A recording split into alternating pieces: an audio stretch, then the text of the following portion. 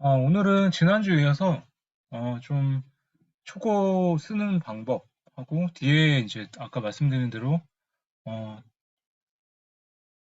투고하고 또 이제 각 장르별로 출판사가 몇 개가 있는지 어떤 출판사가 좋은지 한번 소개를 좀 하고 그다음에 뭐 퇴고하는 방법 그다음에 이제 출판 기획서 쓰는 거 이렇게 좀 같이 한번 나눠보고 한번 선배님들 개별적으로 일단 얘기 나누면서 방향 정하고 어떻게 할지 이제는 정확하게 좀 잡고 개인별로 가는 거에 대해서 좀 같이 좀 얘기를 좀 하겠습니다. 죄송해요. 오늘 지금 목 상태가 좀 안 좋아서 좀 목소리가 좀 이상해도 좀 양해를 좀 구할게요. 일단 뭐 한번 보셨던 영상들이긴 한데 다시 한번 과정을 한번 보면은 국민들이 지금 어, 어떤 뭐 책쓰기 책이든 뭐 어떤 과정이든 뭐 그 동일한 과정을 거쳐요. 근데 제가 봤을 때는 제가 했던 방법 중에 가장 이 순서가 가장 좀 스탠다드하다. 제가 봤을 때는. 그래서 일단 컨셉을 정하기 전에 일단 선배님들은 무슨 주제를 정할지, 뭘 쓸지 한번 큰 주제를 정해놓고 거기에 이제 맞는 컨셉을 좀 좁혀서 정하고 그다음에 타겟도 어떤 상품을 팔 때 뭐 그냥 여성한테 팔겠다, 남성한테 팔겠다 이게 아니라 선배님들 세대별로 해서 타겟층을 줄여서 뭐 예를 들어서 3040 세대들한테 이렇게 알려주겠다. 뭐 이런 식으로 좀 타겟을 좁혀가지고 선정을 하고 그 다음에 주제를 어, 그러니까 주제를 일단은 이제 바뀌긴 했는데 그 콘텐츠에 대한 걸 정해놨으면 그 컨셉에 맞는 비슷한 뭐 참고 도서나 이제 뭐 어떤 자료를 수집한 다음에 그 자료 수집한 거를 이제 글감으로 모아놓고 그걸 갖고 목차를 완성하고 목차가 완성되면 초고를 쓰고 초고를 쓴 다음에 그다음에 출판사 투고하고 계약한 다음에 퇴고하고 출간하는 과정으로 총체적인 이제 과정 책 쓰기에 대한 이런 과정은 이렇게 진행이 될 수 있다라고 한번 말씀을 드리고 싶어요. 그래서 실제에서 가장 중요한 게 뭐라고 말씀드렸어요? 뭐 영상을 계속 보셨거나 공부를 하셨다면은 일단 저 혼자 보는 것이 아니라 독자들이 읽어야 할 글을 써야 되기 때문에 독자가 사서 보는 책이니까 독자가 이 책을 통해서 어떤 도움과 가치를 얻을 수 있을지 생각하자. 그래서 독자들한테 어떤 솔루션이나 어떤 인사이트나 이런 가치 같은 거를 줄 수 있을지 한번 그거에 대한 거를 생각하고 한번 써보자. 이 두 가지를 한번 어, 큰 그림에서는 한번 그렇게 좀 생각을 했으면 좋겠고요. 그러면 혹시 글감이나 어떻게 찾는 거에 대해서 방법을 제가 지난주에 한번 언급을 안 했는데 한번 저는 이렇게 찾았어요. 글감을 찾을 때 저는 지난주에 한번 말씀드렸던 거는 어, 그 저자가 지금 작가가 고유한 경험과 읽은 것들 그러니까 총체적으로 직접 했던 경험이나 아니면 뭐 읽었던 것에서 간접 경험. 그러니까 경험에서 찾자. 그리고 경험에서 못 찾으면 자료에서 찾자. 그래서 그 경험이란 건 사실 뭐 책의 어떤 그 장르마다 틀리겠죠. 만약에 뭐 주인 선생님께서 뭐 감정 코칭이나 뭐 이런 거기서 책을 쓰신다고 했을 때 어떤 사례가 있을 수 있고 아니면 어떤 지식을 갖고 그거를 적용해서 쓰는 경우가 있을 거고 아니면 그냥 지식 가지고 내가 그걸 갖고 어떻게 잘 버무려서 거기에 따라서 결론을 낼 수도 있는 거고. 그래서 저는 일단 참고도서, 자신이 쓰고자 하는 책과 유사하거나 관련된 주제를 책을 다 찾아가지고 한 번씩 저 같은 경우는 그걸 다 읽어볼 시간이 없어가지고 그냥 좀 그냥 완벽하게 좀 하고 싶다 그러면은 시간을 좀 천천히 두고 자료 수집하고 싶다 하시는 분들은 한 달 정도를 그냥 비슷한 지금 쓰고자 하는 주제와 비슷한 책을 사시거나 빌려가지고 최소 20권 아니면 최소 10권에서 한 30권 정도를 한번 정독해서 한번 읽어보세요. 그런 다음에 거기서 읽을 때는 내가 쓰고자 하는 뭐 목차나 이렇게 꼭지나 이렇게 목차를 정해놓고 나서 아니면 목차를 한 3분의 2 정도 짜놓고 나서 거기에 맞는 어떤 내가 쓸 거를 갖고 한번 그 생각을 한 다음에 이제 그 참고 도서를 보고 거기 비슷한 게 있으면은 거기서 발췌를 하는 거죠. 저는 밑줄을 치고 다 그냥 접었어요. 근데 그게 좀 힘들다고 하시면은 조금 더 나가서 선배님들이 그 있는 그 뭐 구절 발췌하거나 이런 구절들을 뭐 원노트나 에버노트나 이런 데다가 심어 놓든가 그런 걸 좀 쓰실 수 있다 하면 가강 같은 걸 그렇게 모아놓고 일단은 가지고 계세요. 난 그게 다 싫다. 그러니까 저도 막 시간이 없다 하면은 그냥 구글에서 한번 죄송해요. 구글에서 한번 자료를 검색해가지고 다 나오거든요. 구글 뭐 코리아나 아니면 좀 영어에 좀 관심 있다. 영어를 잘한다 하시면은 뭐 구글 잉글리시로 해서 구글 영문판으로 가서 찾은 다음에 구글 번역기를 돌려가지고 거기서 발췌를 해도 뭐 거기서 보면은 뭐뭐 하는 방법, 뭐뭐 하는 것 하면 구글 같은 경우는 정말 방대한 자료가 많거든요. 그러니까 뭐 선배님 시간이 없다거나 나는 책을 막 사가지고 막 이렇게 보기가 힘들다 그러시면 차라리 구글 검색을 이용해서 거기서 자료를 다 다운받거나 거기서 한번 다 찾아보세요. 구글만 잘 검색을 해도 뭔가 나오는 게 많다. 이렇게 좀 생각을 하셨으면 좋겠어요. 저도 보통 지금 글쓰기 책이나 독서법이나 옛날에 썼던 책들은 구글도 많이 썼어요. 그러니까 그 꼭지를 정했으면 목차 그 꼭지 있잖아요. 그걸 한번 검색을 해보세요. 비슷한 주제들이 많이 나오잖아요. 거기서 다 긁어 와가지고 그거를 다 합쳐요, 이렇게. 아니면은 따로따로 놓고 딱 출력을 해놓고 한 번씩 읽어봐요. 그럼 거기서 내가 필요한 부분들 발췌를 하고 그 부분 지식과 제 경험을 넣어가지고 짜깁기를 하든 버무리는 거죠. 그런 다음에 결론을 내는 거예요. 그렇게 하다 보면 꼭지 그 쓸 때마다 그게 가장 쉽게 저는 쓸 수 있다고 생각을 해요. 근데 조금 더 선배님들 퀄리티를 좀 이렇게 올리고 싶다 하시면은 뭐 국회 도서관에 있는 논문이나 뭐 여러 이렇게 자료를 많이 찾으셔가지고 아니면 권위 있는 책들 뭐 예전에 나왔던 책들 중에 베스트셀러나 스테디셀러들 유명한 책들도 다 빌려놓고 그 사람이 그 저자마다 어떻게 다 분석을 하고 했는지 한번 자료를 많이 모아보세요. 그러니까 책 쓰기는 결국엔 자료 싸움이라고 하거든요. 그러니까 에세이나 뭐 어떤 소설이나 이런 걸 제외하고 실용서나 뭐 자기계발서나 이런 장르 같은 경우는 사실 그 이론 같은 게 많이 들어가게 되면은 결국엔 자료 싸움이거든요. 자료 싸움에 선배님들 스토리 그거를 잘 어떻게 해가지고 초고를 쓰면은 그 사람만의 책이 된다. 뭐 홍주기 선생님만의 책이 된다. 이전 작가님 책이 된다. 양면 선생님만의 책이 된다라는 거. 저는 구글을 잘 이용해도 좋다라는 말씀을 좀 드릴게요. 한번 보여드릴게요. 그러면 구글을 어떻게 쓰는지 제가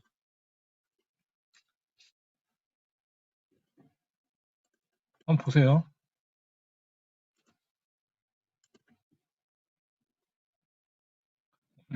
축구 하느라고 보다가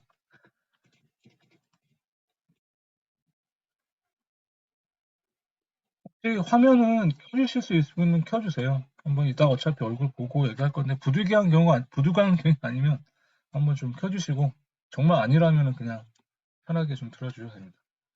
구글에 들어왔어요. 구글에 들어왔으면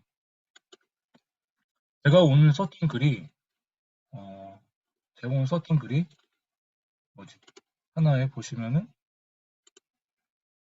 제가 오늘 썼던 게 이거거든요. 글쓰기 근육을 키우는 세 가지 방법이라고 이렇게 딱 나와요. 그러면 선배님들이 만약에 어떤 목차를 딱 정했을 때 한번 여기까지 하죠. 한번 직접 한번 어,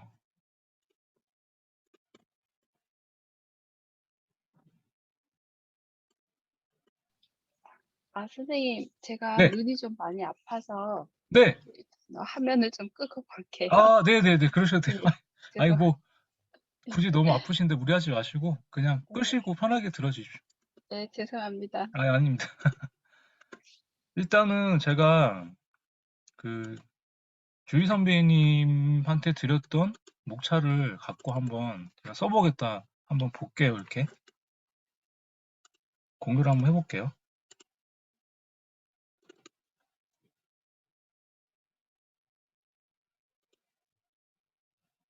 제가 처음에 드렸던 거예요. 만약에 선생님이 여기서 이제 지금 쭉 이런 지금 목차로 되어 있다고 했을 때 사실 이런 것들은 이제 뭐 선배님들 얘기가 들어갈 수가 있고 뭐 일장 같은 경우는 이제 뭐 경험이 많이 들어가고 뭐 에세이식으로 이렇게 지금 쓰는 것처럼 그렇게 들어가는데 이제 만약에 이제 3, 4장에서 직접적으로 이런 게 들어간다고 했을 때 물론 저보다 뭐 논문이나 이런 걸 더 잘 찾을 수도 있겠는데, 만약에 제가 이렇게 쓴다고 했을 때는, 만약에 IMR을 경청만 해도 좋다. 뭐 이런 거를 뭐 쓴다고 했을 때, 뭐 해야 할 말, 하지 말아야 할 말, 뭐 이렇게 이런 거를 했다고 했을 때, 저는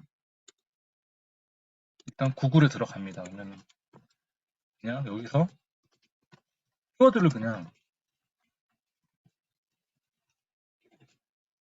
하지 말아야 할 말, 뭐 이렇게 치면은 쭉 이런 게 나오거든요. 뭐 아이에게 절대 하지 말아야 할, 이렇게 비슷한 것도 쭉 나와요. 그래서 저 같은 경우는 여기서 뭐 이렇게 보통 잘 쓰는 글들이 위로 올라가더라고요. 키워드가 많은 쪽으로. 그래서 뭐 딱 보면은 좀 맞지는 않겠지만 뭐 이런 식으로 쭉 들어가면은 쭉 보면은 이렇게 뭐 이렇게 이런 비슷한 얘기들이 나와요. 그러면 저는 이런 거를 이렇게 긁든가 이렇게 안 긁어지면은 스크린샷 아시죠? 프린트 스크린 하시는 거. 거기서 프린트 스크린 하셔가지고 이거를 뭐 저기 파워포인트나 이런 데 이렇게 옮겨가지고 그림으로 다 저장을 해요. 차라리. 지금 이렇게 보이시는 것처럼. 그리고 다시 뒤로 돌아가서 이런 것들을 쭉 이렇게 보면서 비슷한 것들 다 스크랩을 해가지고 다 뭐 에버노트나 이런 거 쓰시면 거기다 옮겨 놓든가. 그러니까 에버노트가 좋은 게 뭐냐면 이런 걸 찾았을 때 바로 링크를 저장해가지고 바로. 근데 나는 그게 어렵다 하시면은 그냥 링크를 들어가셔가지고 제가 제일 많이 쓰는 게 링크를 여기서 링크 그냥 저장해가지고 메일로 보내든가 아니면은 지금 여기 혹시 이거 카카오톡 보이세요? 제 거? 혹시 카카오톡 보이시나요? 보이시면 1번 한번 누르시겠어요? 저는 제 카카오톡으로 이렇게 안 넘겨요, 그냥. 보여요. 안 보여요? 네. 아, 일단 복사를 했어요, 이렇게. 복사를 했고,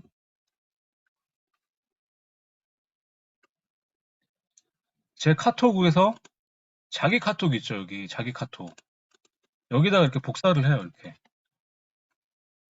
제 카톡에 다 복사를 해요, 저는 그냥. 차라리 에버노트나 이런 걸 잘 모르겠다 하시면은 자기 카톡 있잖아요. 그 링크를 자기 카톡에 다 이렇게 하면 이런 식으로 올라가잖아요, 저 같은 경우는. 그러니까 저는 이렇게 해서 자료를 모아요. 이렇게 모아놓고 이거를 그냥 나중에 와서 다시 뭐 제 메일로 보내든 뭘로 하든 하여튼 그냥 시간 있을 때마다 이렇게 모아놔요. 그냥. 그러니까 선배님도 일하실 때 아니면 뭐 조희 선배님도 회사에서 막 일하시다가 뭐 좀 뭐 점심시간이나 약간 시간이 났을 때 내가 오늘 이 꼭지를 쓰겠다 하시면은 자료 같은 거를 구글에서 그렇게 해서 모아 놓으세요. 모아 놓으신 다음에 그거를 나중에 일단 모아 놓고 뭐 도저히 막 뭐 시간이 안 난다 그러면은 밀어 놓고 뭐 밤에 하시든 아니면 주말에 시간이 좀 내셔가지고 그 찾았던 것들을 하나씩 다 읽어보세요. 그럼 거기서 체크를 해가지고 자료를 모으는 거예요. 그게 저는 제일 쉽다고 생각을 해요. 막 참고 도서를 읽고 막 그걸 읽고 막 분석하는 거 보면 시간이 걸리니까 구글을 활용해서 재현 작가님이나 민 선생님도 한번 나중에 초고 쓰실 때 자료 수집할 때는 이런 식으로 구글에서 한번 쓰고자 하는 꼭지에 대한 주제를 비슷한 걸 다 키워드를 넣어가지고 쭉 나오는 것들을 다 한번 찾아보세요. 근데 구글에는 웬만한 거 다 있거든요. 왜냐면 그 진중권 그 아시죠? 그 무슨 시사 토론 하시는 분. 그분도 책 쓰실 때 아니 유시민 작가 그 두 분도 구글에서 가장 자료를 많이 찾는다고 하더라고요. 없는 게 없다고 하니까. 그래서 저도 그게 제일 구글에서 찾는 게 어떻게 보면 좀 빠르고 그런 방법이 있다라고 좀 알려드리는 거예요. 근데 제가 아까 말씀드린 대로 책을 왜 사서 보시라고 하시냐면은 책 같은 게 사실은 좀 뭐라고 해야 되죠?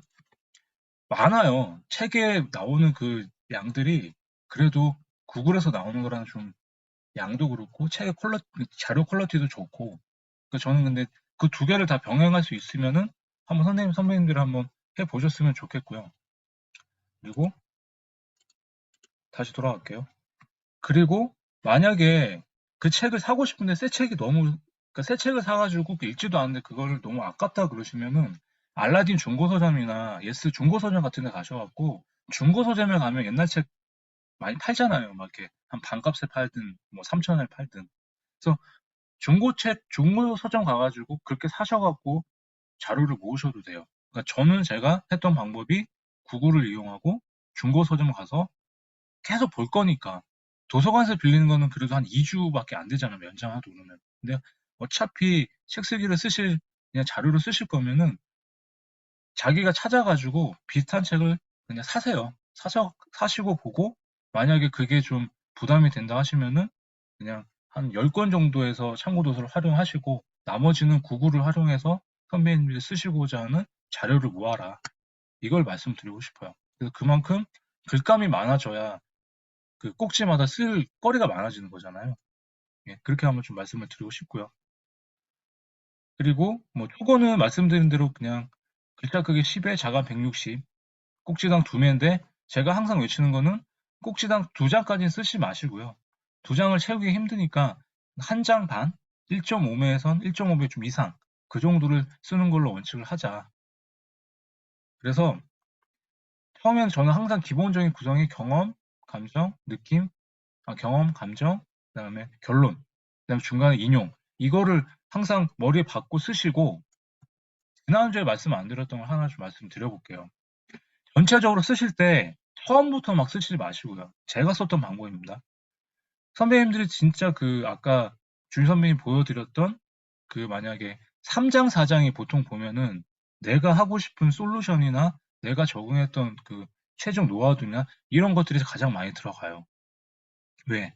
본론이니까, 본론. 본론에서 하고 싶은 얘기를 써야 되잖아요. 그래서 저는 1장, 2장, 3장, 4장, 5장, 6장이 있다 치면은 보통 5장짜리다 그러면은 3, 4장이 제일 중요해요. 그래서 저는 3장부터 쓰거나 아니면 4장부터 써요. 가장 중요한 챕터나 꼭지부터 쓰게 되는 거예요. 그 자료를 먼저 모아놓고. 왜? 3장, 4장에서 제일 핵심적인 얘기를 해야 되니까, 만약에 미전선생님 같은 경우도 태교에 대한 얘기를 한다 그러면은 태교에 대한 얘기를 제일 4장에서 집중한다면 4장부터 쓰세요. 4장의 꼭지를 가장 심혈을 기울이시고, 목차 정할 때도. 그런 다음에 거기에 이제 솔루션이나 독자들한테 그러니까 전하고자 하는 메시지가 거의 담으실 거잖아요. 그걸 쓰신 다음에 나머지는 이 책을 왜 쓰게 됐는지, 이 책을 통해서 뭘 얻어야 하는지, 그게 결론이고 서론이잖아요. 나머지는 그 원고를 선배님이 하고자 하는 그 중요한 챕터나 꼭지에 대한 그 원고를 구체화하거나 아니면 확장하는 사례나 인용들이 들어간다. 이렇게 생각을 하시면 전체로 5장이 있을 때 가장 중요한 것부터 쓰면은 처음에 가장 중요한 걸 쓰면은 가장 에너지가 넘칠 때잖아요. 그때 쓰시고 가장 중요한 부분은 그 다음에 쓰다가 조금씩 떨어질 때는 앞에 조금 나머지 원고를 쓰자는 거예요. 왜? 원고가 계속 다 중요하진 않잖아요. 선배님들이 하고자 하는 얘기가 약할 수도 있고 강약, 중강약을 주자는 거예요. 가장 중요한 메시지가 들어가는 챕터나 꼭지부터 쓰고 그 다음에 나머지에 대한 것들도 그 다음에 이제 힘을 좀 빼면서 쓰자라는 거예요. 사실 선배님도 책 좋아하시잖아요. 책 읽다 보면은 다 읽으세요? 다 중요해요? 아니죠. 한번 채팅창에 좀 나는 책 읽을 때 지금까지 모든 챕터가 다 중요했다라는 분 계세요? 난 중요했다 1번, 아니다 2번 한번 쳐보시겠어요? 저는 아니거든요. 선배님도 책 읽으실 때 모든 게 다 중요하다고 생각 안 하시잖아요. 2번일걸, 그죠? 그러니까 선배님도 책 읽을 때 독자 입장에서 생각을 해보세요. 독자 입장에서 내가 이 책을 읽었을 때 어디서 읽을까 중요도를 따지잖아요. 거꾸로 우리가 저자 입장에서 내가 책을 써. 그러면 어떨까요? 독자들이 뭘 볼까요? 가장 중요한 챕터 보겠죠. 거기서부터 내 모든 걸 쏟아붓고 그 다음에 나머지에 대한 챕터나 그 원고를 쓰자라는 거예요. 나머지를. 힘을 빼자라고. 그러면 초고 쓰기가 진짜 수월해져요. 선배님. 저도 제가 그래봤거든요. 제가 처음부터 그렇게 해봤고 중요한 것도 쓰고 써봤는데 저는 후자가 더 낫더라고요. 그게 더 수월하고 계획을 짜실 때. 그래서 지난주에는 제가 일부러 막 그 얘기를 안 드렸는데 오늘은 제가 실제적인 얘기를 좀 드리고 싶은 거예요. 그죠? 뒤로 갈수록 기대치에 못 미치는 경우가 있다는 게 보면은 앞에 그거는 되게 집중을 한 거고 아니면 3장, 4장, 2장, 3장이나 근데 저 같은 경우도 순서대로 쓰다 보니까 마지막 5장에서는 거의 막 이게 뭐야 막 이럴 수 제 책도 제가 봐도 나중에 봐도 이게 확실히 에너지를 쏟아부는 장하고 이게 좀 틀리긴 하더라고요. 그러니까 그거는 한번 선배님들이 자기 원고 봤을 때 나는 5장 그래도 제 5장이 중요하면 그 장부터 쓰시고 거꾸로 쓰시든가 아니면 중간 3장이 난 중요해. 그러면 3장, 4장 뭐 앞에 갔다가 그 순서는 선배님들이 그냥 그 마음인 거고요. 뭐 재현 작가님 쓰시거나 하실 때도. 전자책도 마찬가지예요. 전자책도 쓰실 때 가장 마지막 챕터 있잖아요. 1장이자 3장이면 노하우를 알려주는 그 챕터를 굉장히 신경 써야 돼요. 왜? 독자들은 전자책을 사는 이유가 여기서 얻는 무슨 노하우, 뭐 제목 그렇잖아요. 뭐뭐 세 가지 방법, 뭐 네 가지 방법. 그 방법이 궁금한 거예요. 내가 월천을 버는 어떤 방법, 월천을 버는 뭐 글쓰기 뭐 이런 거 있잖아요. 그 방법을 원하기 때문에 전자책 같은 경우도 마지막에 심혈을 기울여야 되기 때문에 처음에 쓰고 앞에는 그냥 적당히 쓰시면 되는 거예요. 그 배경이나 목적들은. 그러니까 저는 항상 그런 식으로 지금 원고를 쓰고 있거든요. 그게 한 지난번 그 뭐야 에세이 책 말고 땅 묵히지 말아라. 지금 당신 지금 읽는 당신 책을 만나자. 그 원고 쓸 때는 그랬어요. 가장 중요한 부분부터 쓰고 나머지는 좀 덜 중요한 순서대로 짜가지고 이렇게 썼다. 그거를 한번 좀 말씀을 드리고 싶고요. 그리고 이거는 또 한 가지 방법인데 선배님들이 그거 쭉 쓰실 때 한번 비교를 한번 해드릴게요. 이게 뭔 말인지 한번 설명을 하고 한번 보여드리면 이해가 가실 거예요. 한 꼭지를 쓰실 때 선배님들 책 읽다 보면은 꼭지가 전체 제목이 있고 읽다 보면은 중간에 소제목이 몇 개씩 이렇게 들어가는 게 있어요. 나중에 쓰실 때 소제목을 달아서 몇 개를, 그러니까 두세 개를 달아서 쪼개서 써보세요. 그러면 이게 그냥 막 전체를 두 장을 다 쓰면 너무 힘들잖아요. 그거를 반 페이지씩 이 제목, 이 제목, 이 제목 달아서 그 한 꼭지지만 여러 개의 소주제가 들어간 글을 써서 마지막에 결론을 내면 그게 썼을 때 더 글을 쪼개서 쓰면은 또 원고 쓰기가 수월해진다는 겁니다. 한번 비교를 해볼게요. 제가 한번. 오늘 좀 왔다 갔다 하는데 화면이 좀 그래서 한번 보여드릴게요.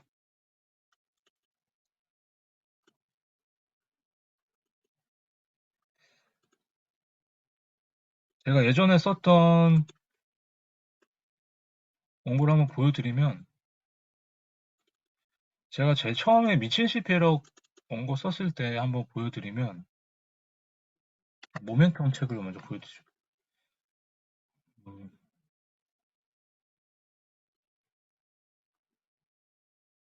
한글 파일 보이세요?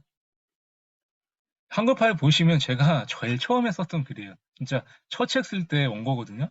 쭉 보시면 이거는 그냥 이게 꼭지 제목이에요. 이게 장 제목이고 5-1장을 썼는데 쭉 보시면 어때요? 그냥 쭉 썼죠. 그냥 이렇게. 그냥 두 장을 꽉 채웠어요. 진짜 그냥 막 어떻게든 꾸겨 넣어가지고 두 장을 막 썼어요. 그냥 그때는 막 인용해가지고 많이 썼거든요. 이렇게. 딱 두 장이에요. 딱 두 장. 이게 책으로 했을 때 한 4페이지, 5페이지가 나오겠죠. 근데 지금 이렇게 쓰니까 너무 힘들어서 어떻게 썼냐면 보세요.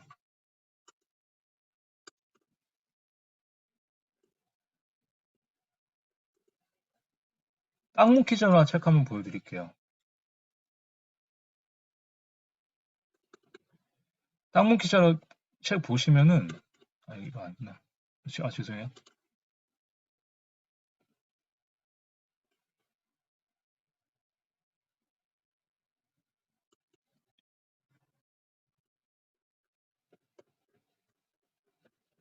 이렇게 보시면은 이렇게 두 개를 쪼갰어요 다.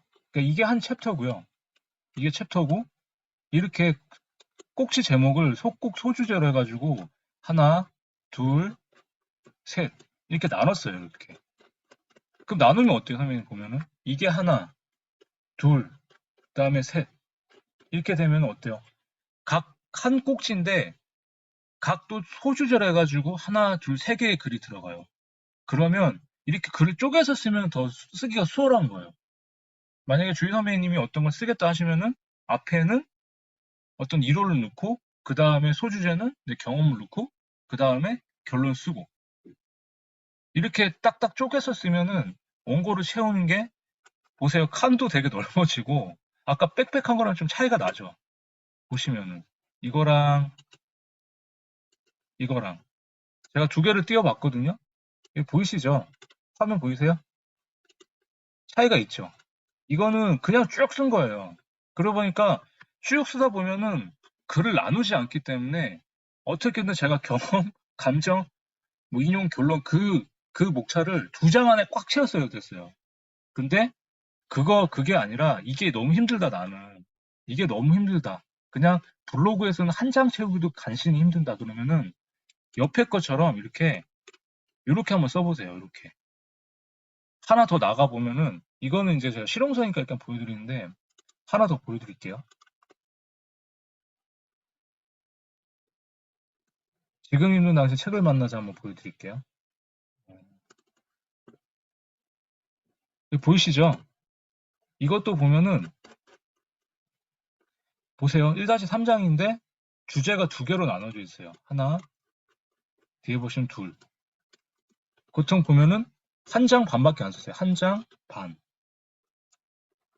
여기 소주제는 한 장 반이고 그 다음에 여기가 독서가 답이다 붙어도 한 장 반밖에 한 장 정도 되죠. 한 장. 그러니까 이렇게 꼭지 쓰실 때 그냥 소주제를 한 2-3개를 나눠가지고 짧게 글을 다른 형식으로 써도 되니까 그렇게 한번 소주제를 나눠서 한번 원고를 써봐라. 원고를 쓰실 때. 이게 두 번째 팁입니다. 제가 썼던 방법 중에. 이렇게 쓰면 진짜 수월하세요. 진짜 쓰시기가 더. 그래서 이게 보면은 제가 아까 말씀드린 게 이거예요. 기술이나 쪼개서 한 꼭지를 쓰자라는 거예요. 꼭지 제목 아래로 소제목을 달아서 글을 쪼개서 쓰는데 그것을 어떻게 쓰자? 뭐 시간의 변화, 아니면 관점의 변화, 아니면 구체적인 사례를 뭐 첫 번째, 두 번째, 세 번째 결론 이런 식으로 선배님들만의 글을 자유롭게 포맷을 정하셔가지고 이렇게 꼭 큰 꼭지 안에 소제목을 달아서 한번 써보면은 쓰기가 더 수월하다. 이렇게 좀 말씀을 드리고 싶어요. 글의 양도 적어지고 자세하게 쓸 수가 있다. 그렇게 해서 A4를 소주대 한 3개 정도로 해가지고 두 장을 꽉 채우지 말고 한 1.5매 이상으로 채워보자. 그러면 그게 원고가 확 줄 수가 있다. 아시겠죠? 이거를 이렇게 쓰시면은 정말 좀 수월하게 쓰실 거예요. 저는 제가 이렇게 쓰기 때문에 일을 하면서도 뭐 3개월에 하나씩, 4개월에 하나씩 제가 완성을 할 수 있는 이유가 이런 방법을 쓰고 있거든요. 시간을 단축하는 방법입니다. 쪼개서 쓰자. 꼭지를 쪼개서 쓰자는 거. 제가 아는 사람들도 이렇게 많이 쓰세요. 그리고 선배님들 책 보면은 일본 책이 많이 그렇잖아요. 막 쪼개서 쓰고 막 보면은. 어렵지 않으시죠? 뭐 그렇게 다 들어가도 돼요. 그 주인 선배님이 한 장에 그렇게 쓰셔도 되고 그냥 아니면은 그냥 경험 자체를 그냥 소주제로 한 쓰시고 그다음에 감정을 그렇게 쓰셔도 돼요. 2장을 다 소주제로 나누셔도 되고 한 소주제에 다 넣으셔도 되고 그거는 말씀하신 대로 그냥 선배님들 왔다 갔다 쓰시면 되는 거예요. 저는 제가 다 써봤던 게 이런 거거든요. 근데 저는 제가 가장 지금까지 좋은 게 뭐냐면 그냥 소주제 2개로 해가지고 경험, 감정, 결론 그렇게 2개로 넣든가 아니면은 3개로 나눠가지고 그냥 경험, 뭐 감정 따로, 뭐 거기 결론 이렇게 해서 이렇게 나누든가. 그거는 아까 말씀드린 관점의 변화, 시간의 변화, 어떤 주제에 대한 변화, 아니면 지식과 뭐 거기 어떤 이론과 아니면 어떤 경험을 나누든가. 그거는 이제 나누는 거에 따라서 좀 달라질 수 있을 것 같아요. 그거는 그냥 편하게 선배님이 나누시는 걸로 했으면 좋겠어요. 주희 선배님이 보셨을 때 어차피 뭐 지금까지 쓰신 글들 보면은 잘 나누실 것 같아요. 제가 봤을 때는 이게 왜 본인이 그 딱 구도를 잡을 때 생각한 게 있으시니까.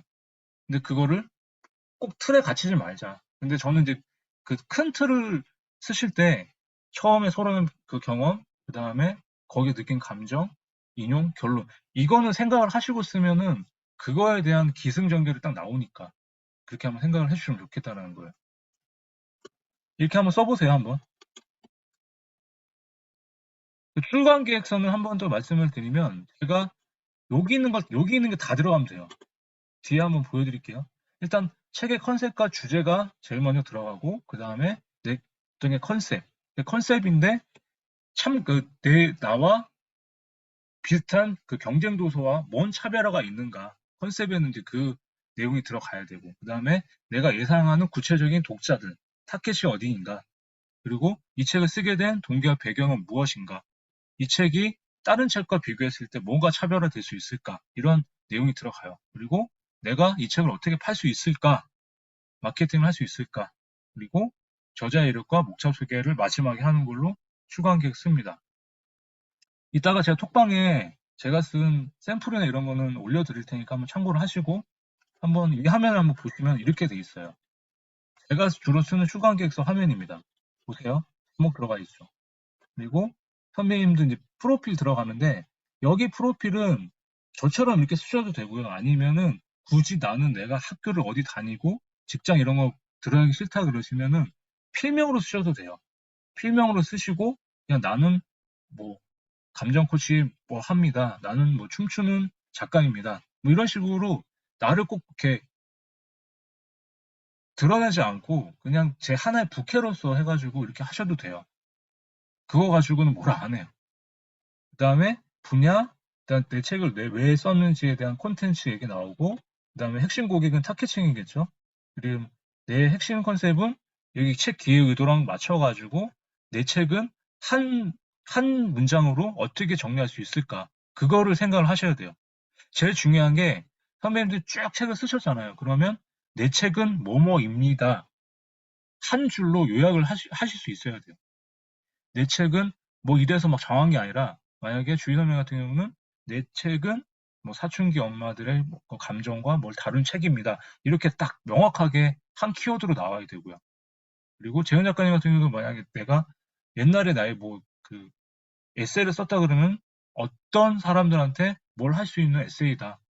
아니면 뭐 전자책으로는 춤추는 뭐 방법을 알려주는 책이다. 뭐 몸치들한테 이렇게만 하면 뭐 나는 춤에 대한 천재가 된다. 이렇게 이런 한 문장으로 딱 그렇게 요약이 돼야 돼. 미자 선배 같은 경우는 뭐 지금까지 못 봤던 태교의 뭐 다른 점을 비교를 할 수 있다. 어떤 뭐 새로운 거를 보여주겠다. 아니면 뭐 이렇게 뭐 그런 한 정의로 했을 때 여기를 그걸 쓰는 거예요. 여기다가.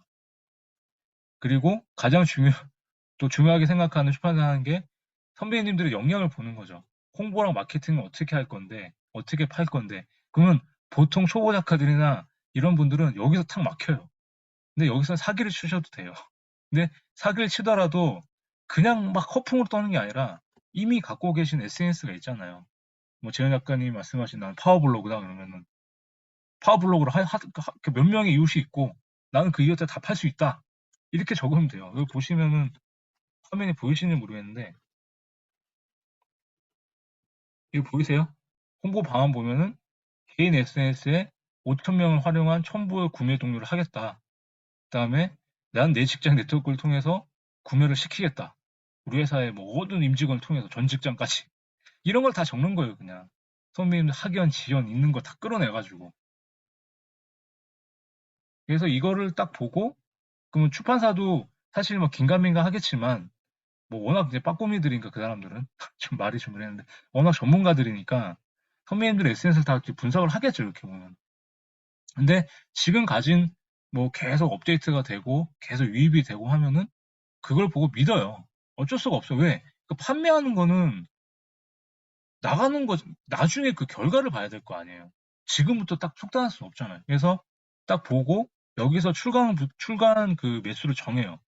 선배님들이 갖고 있는 이웃이나 이런 걸 정해놓고. 그래서 요새는 1세를 거의 1000부를 안 찍어요. 한 500부? 한 700부 정도?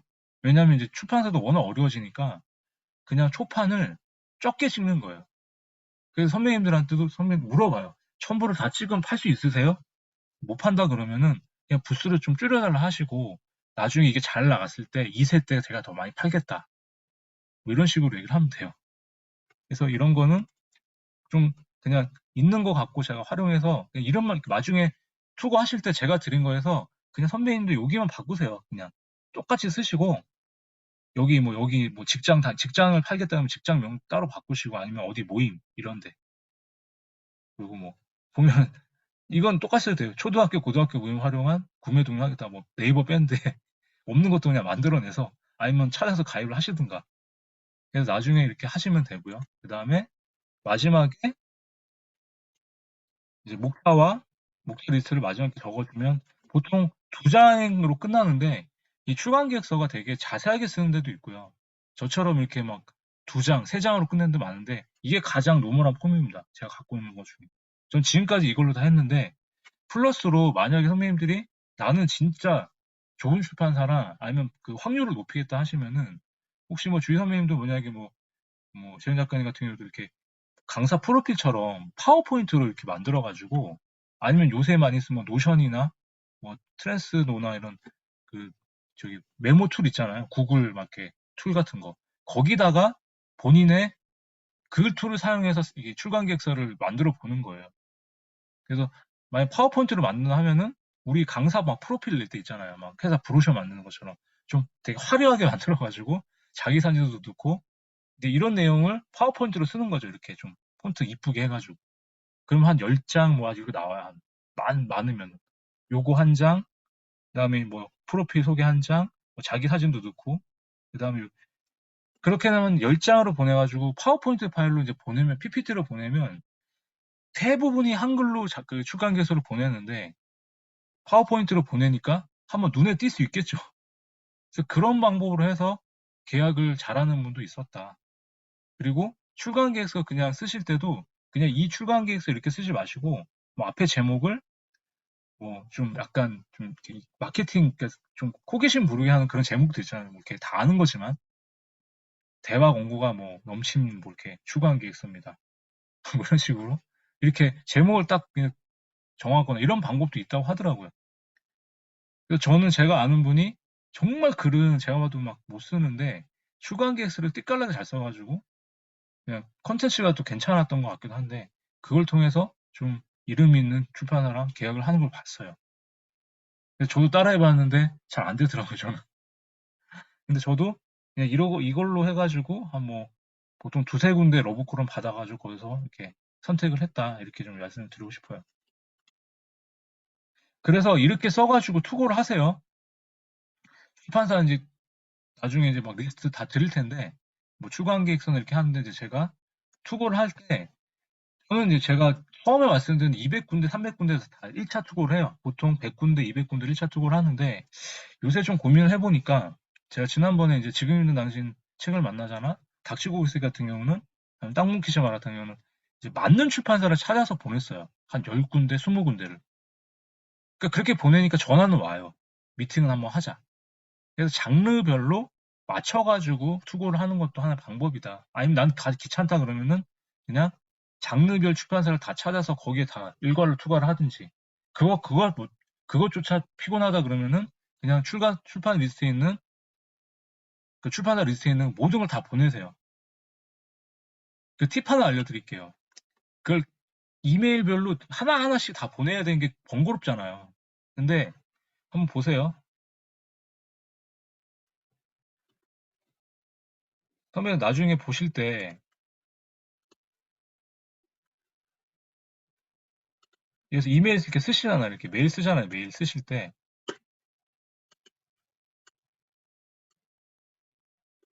이거 보이시죠? 메일 보이시죠? 나중에 출판사 리스트 이렇게 막 쓰잖아요. 이렇게 뭐 한 개,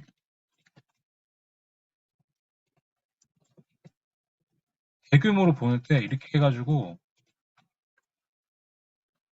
나중에 출판사 리스트에서 다 긁어가 엑셀 파일에서 컨트롤 C에서 컨트롤 V 딱 붙이면 여기 다 들어가거든요. 여기서 그냥 보내지 마시고요. 여기서 개인별을 딱 이렇게 클릭을 하세요. 요거 개인별. 요 개인별을 클릭해서 보내잖아요. 대용량 메일로. 그러면 받는 쪽에서는 이 메일 주소가 다 안 찍혀요.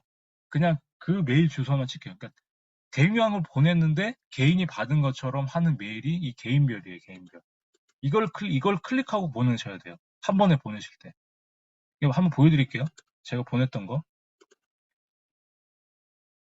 여기 보시면은 여기 보면 92명, 30명, 36명 읽음 이렇게 나오죠.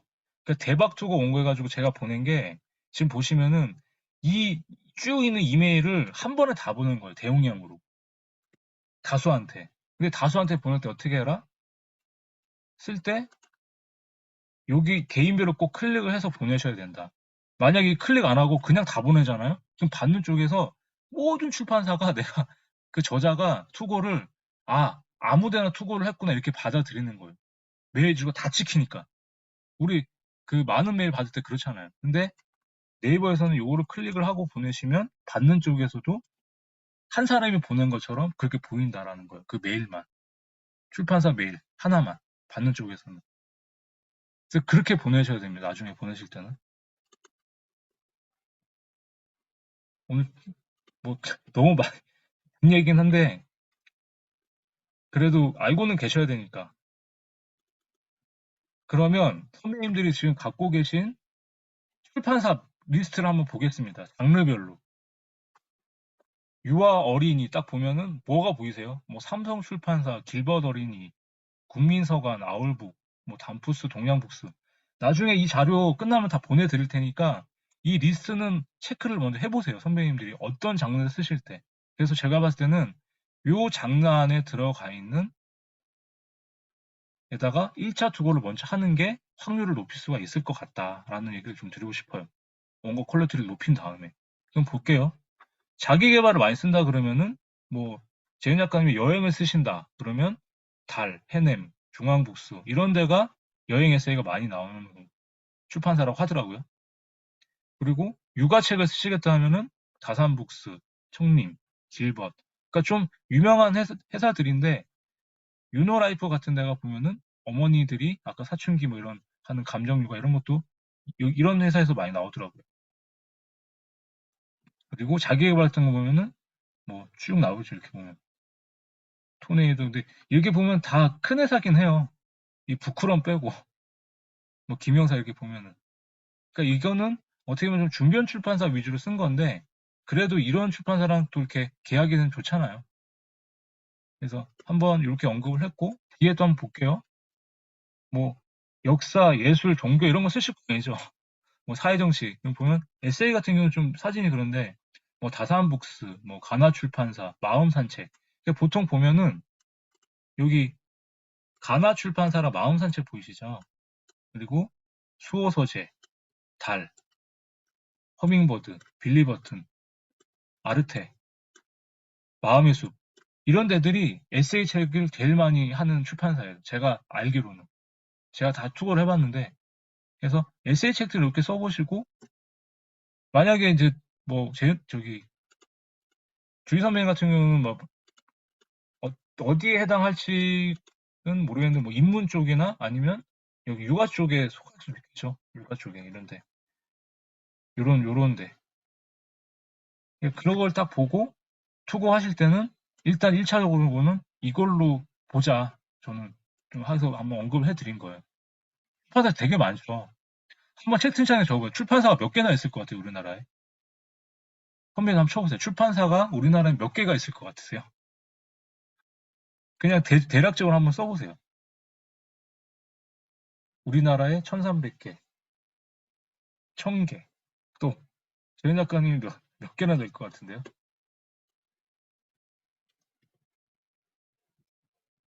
제가 알기로는 10,000개. 1일 출판사까지 하면은 3만 개까지 돌아왔어요. 2만 개, 3만 개? 제가 알기로는 한 10,000개에서 2만 개 사이? 10,000개 진짜. 너무 많아요. 왜냐하면 제가 만약에 투고를 했는데 책을 못 내요. 근데 미자 선배님이나 주인 선배님이나 제 작가님이 자기 돈으로 출판사를 낼 수가 있어요. 1인 출판사 등록해가지고. 그러면 자기가 1인 출판사 사장이 돼서 이름 적어가지고 거기서 낼 수가 있어요. 출판사 등록은 저도 아직 안 해봤는데 해본 사람들 얘기로는 어렵지가 않대요. 돈도 많이 안 든대요. 그렇죠. 미용사님도 계시군. 예, 10,000개 정도 된대요. 11,000개? 제가 2만 개까지 들어봤는데 2만 개까지 너무 허수인 것 같고 한 12,000, 3,000? 제가 투고한 게 제일 많이 투고했을 때가 800개까지 해봤거든요. 800개.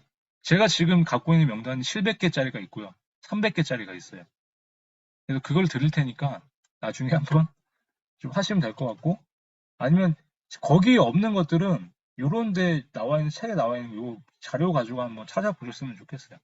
그래서 그래도 우리가 가장 뭐 이렇게 그 육아서나 선배님들이 여자분들 이렇게 계약 잘했다고 하는 그런 데가 어디냐면 길벗이나 아니면은 뭐 여기 보면은 길벗이나 뒤에 볼까요?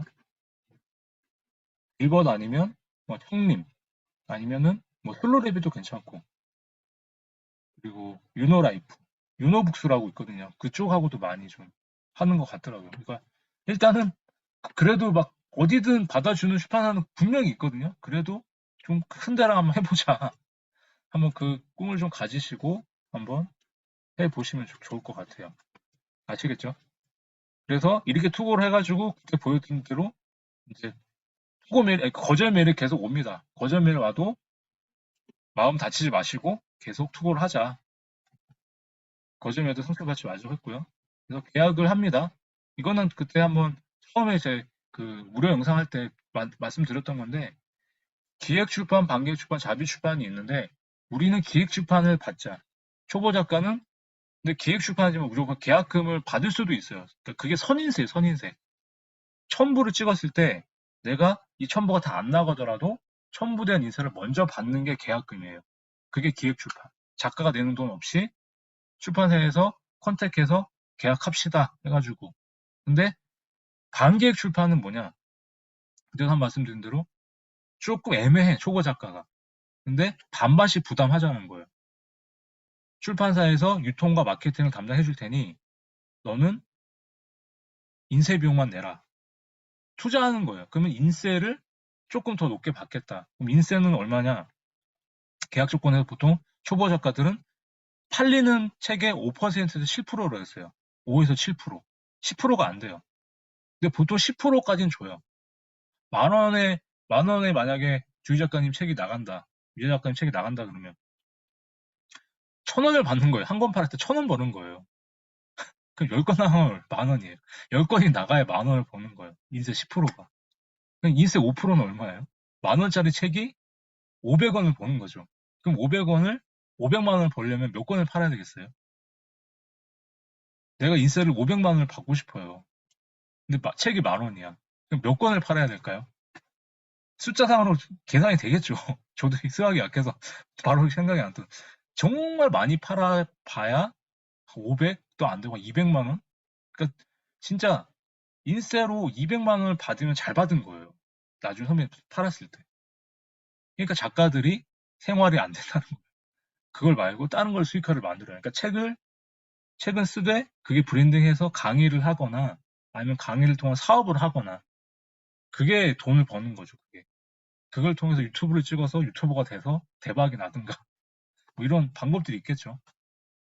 근데 우리는 일단 초보 작가는 계약금을 받지 않고 계약하는 것도 대단한 일인데 전 솔직히 말씀드리면 반기획 출판까지도 저는 권장을 해드려요.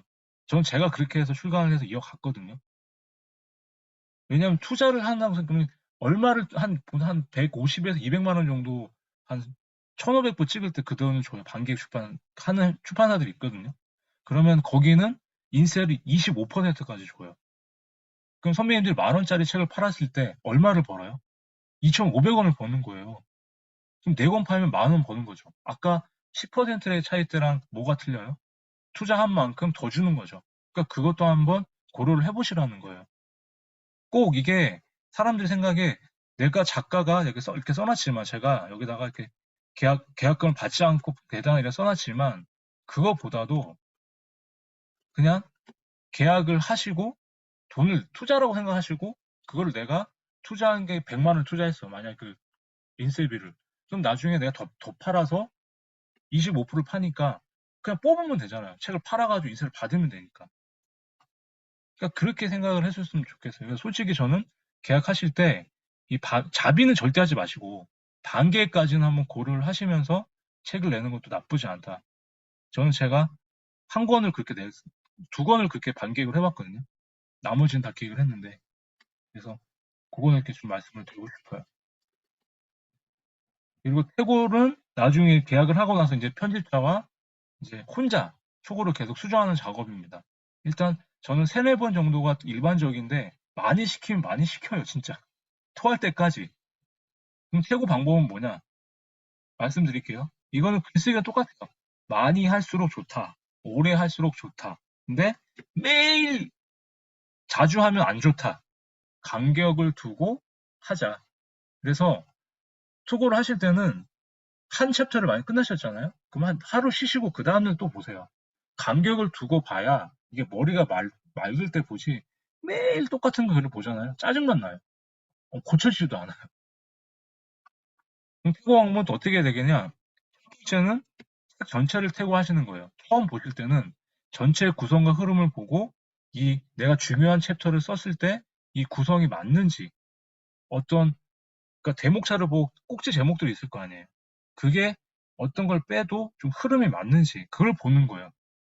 내가 진짜 어떤 챕터에 이게 중요한 원고인데 여기에 비중을 제일 많이 뒀는지 근데 딴 데 엄한 데서 뒀는지 일단 전체적으로 보고 두 번째는 그 다음에 이제 장제목 큰 대목차를 보는 겁니다.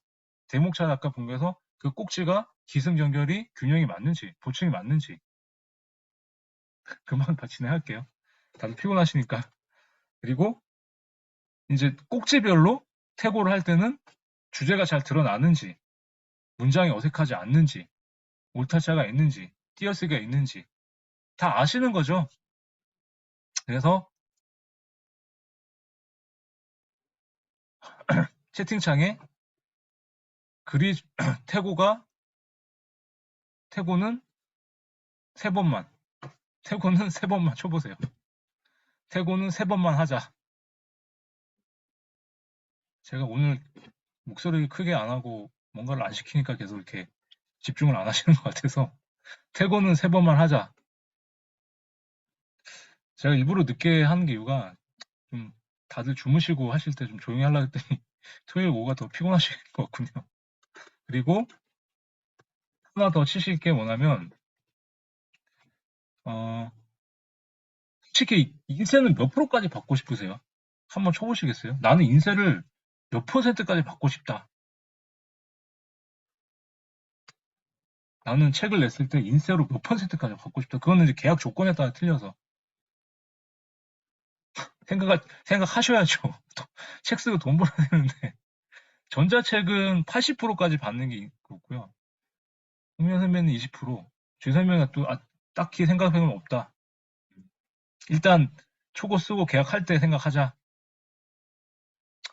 알겠습니다. 시중가, 시중가.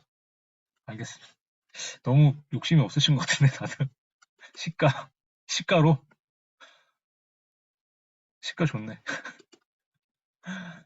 일단은 그렇게까지 하고요. 출간인데 준비를 하면 이제 진짜 태국까지 해서 다 넘기면 이 PDF 파일로 최종적으로 이제 그 PDF 파일로 받게 되면은 땅땅땅 이렇게 된다. 한번 보여드릴게요. PDF 파일이 어떻게 나오는지 좀 보여드려야지 자극을 좀 받으실 것 같아서 어, 보일라나 모르겠네요. 잠시만요. 화면 이렇게 하면 보이시죠? 혹시 이것도 보이세요? 화면으로 지금 제가 연 거 보이세요? 폴더 화면 보이세요? 안 보이세요? 보이시죠? 오늘 다들 이렇게 옛날 같지 않고 이렇게 힘이 없어 보이는 이유가 뭘까요? 기분 탓이겠죠? 일단 그렇게 해가지고 나중에 다 선배님들이 이제 하면은 이렇게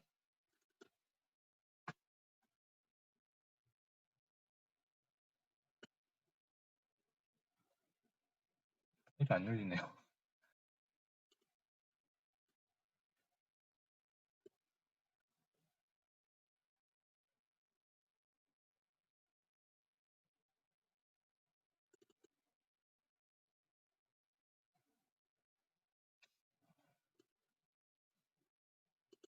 하지 말라는 얘기인지 모르겠는데 하여튼 PDF 파일로 제가 한번 보여드리려 하는 게 잠시만요. 이런 식으로 와요. 화면 보이시죠? 이렇게 나중에 이런 식으로 와요. PDF 파일로 보면은 기분이 되게 이상해요. 선배님들 쓰신 게 계약이 되고 이게 이제 나중에 이게 책으로 출간이 되는 거예요. 이렇게 여기 이걸 보면서 마지막 퇴고를 하는 거예요. 이렇게 이걸 갖고 선배님들 이걸 보고 퇴고하는 방법은 나중에 또 알려드릴게요. 지금 알려드리면 이걸 보시고 한글 파일에다가 원본 쓰시고 밑에 수정을 해가지고 빨간색으로 해가지고 이렇게 그 페이지별로 다 이렇게 구분해가지고 다시 해서 또 보내시면 그 출판사 편집장이 또 보고 이걸 또 수정해서 또 보내주거든요. 이렇게 쭉 나와요. 이렇게 이건 보면은 이제 아직 초안이니까 이렇게 나온 거거든요. 초안이라서. 근데 출판사마다 PDF 파일을 계속 만들어주는 데도 있고 아니면 한글 파일로 계속 왔다 갔다 하다가 마지막에 이렇게 PDF 파일로 해가지고 최종 확인해달라는 데도 있어요. 이렇게 되면 좀 기분이 좀 새롭지 않으세요? 자기 글이 쓴 게 이렇게 책으로 나온다 하면. 그러면 이렇게 되면은 나중에 이제